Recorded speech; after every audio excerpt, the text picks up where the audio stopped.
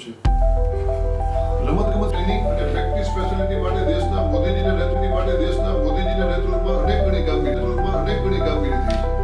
લાખ કરોડનું જે બજેટ છે એ એક વર્ષમાં કઈ દિશામાં લઈ જવું, 2047માં આપણો દેશ વિકસિત ભારત બને. જય દ્વારકેશ દર્શક મિત્રો, જ્યારે ભારત વિશ્વભરમાં ડંકો વગાડી રહ્યો છે અને પ્રધાનમંત્રી નરેન્દ્ર મોદી સાહેબના વિઝનના અંતર્ગત ભારત દુનિયાની ત્રીજી સૌથી મોટી અર્થતંત્ર પહોંચવાના રસ્તા ઉપર જ્યારે પહેલ કરી રહ્યું છે, ત્યારે ગઈકાલે ભારત કેન્દ્ર સરકારનું દેશભરનું બજેટ રજૂ થયું. આપ સાથે દેવભૂમિ દ્વારકા જિલ્લાના પ્રમુખ મયુરભાઈ ગઢવી આપણી સાથે છે. મયુરભાઈ, જ્યારે પ્રધાનમંત્રીશ્રીના નેતૃત્વ નીચે ભારતની અર્થતંત્ર દોડ પકડી રહી છે અને ગઈકાલે બજેટમાં રજૂ થયું, તો બજેટમાં ભારતના નાગરિકો માટે શું ખાસ ઘોષણાઓ સરકાર દ્વારા થઈ અને સ્પેશિયલી ગુજરાતને અને ટુરિઝમ જે આપણે ગુજરાતનું કહી શકીએ કે ગુજરાતને શું ખાસ લાભ થયા? આદરણીય પ્રધાનમંત્રી નરેન્દ્રભાઈ મોદી સાહેબના નેતૃત્વમાં આપણા ભારતીય જનતા પાર્ટી શાસિત કેન્દ્ર સરકાર એનડીએ સરકાર દ્વારા દર વર્ષે નિયમિત રીતે બજેટ રજૂ કરવામાં આવતું હોય છે. આ વખતે એના મહત્ત્વના મુદ્દાઓ ધ્યાનમાં રાખીએ તો સૌથી મોટું 53.5 લાખ કરોડનું ઐતિહાસિક બજેટ ગઈકાલે આપણા કેન્દ્રીય નાણામંત્રી નિર્મલા સીતારામનજીએ રજૂ કર્યું છે. કેન્દ્રીય નાણામંત્રી નિર્મલાજીએ સશક્ત નારી શક્તિનું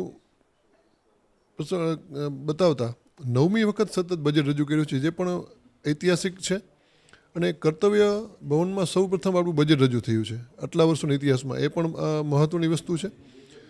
આ બજેટ ખાસ કરીને સંરક્ષણ અને આગામી 2047ના વિકસિત ભારતના સંકલ્પને સાકાર કરવા માટે અને આત્મનિર્ભર ભારતના સંકલ્પને સાકાર કરવા માટે ખૂબ જ મહત્ત્વનું સર્વસમાવેશી સર્વસ્પર્શી બજેટ છે.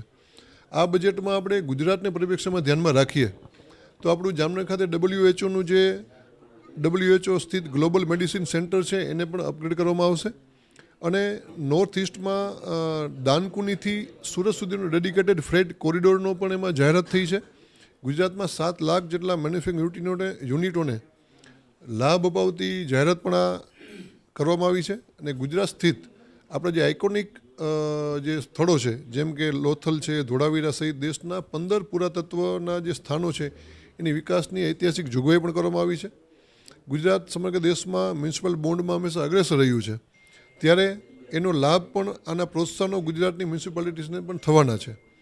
ગિફ્ટ સિટીમાં IFSCમાં વૈશ્વિક કંપનીઓ ખૂબ એમાં રોકાણ કરી રહી છે, ત્યારે આગામી 20 વર્ષ સુધી ગિફ્ટ સિટીમાં ટેક્સ હોલિડે જાહેર કરવામાં આવ્યો છે, જેના અનુસંધાને વિશ્વની બધી જ કંપનીઓ ત્યાં મહત્ત્વનું રોકાણ કરશે અને અહીંયા ડાયરેક્ટ અને ઇનડાયરેક્ટ એમ્પ્લોયમેન્ટ ખૂબ બધાને મળી રહેશે. માટે ગુજરાત માટે પણ આ બજેટ ખૂબ મહત્ત્વનું છે.